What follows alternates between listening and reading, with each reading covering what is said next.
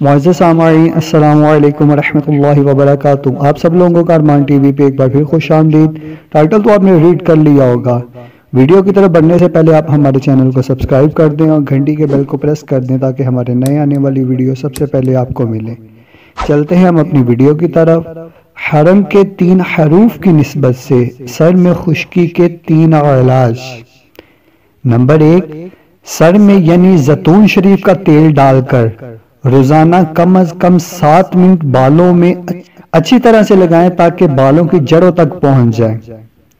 انشاءاللہ عزوجل 7 دن میں سر کی خشکی ختم ہو جائے گی اور سر میں کھجلی آنا وغیرہ سب ختم ہو جائے گا۔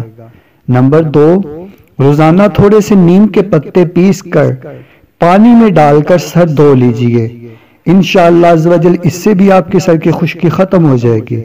نمبر 3، انگور، تربوزہ، ناشپاتی، سیب اور موسمی وغیرہ زیادہ استعمال فرمائیں۔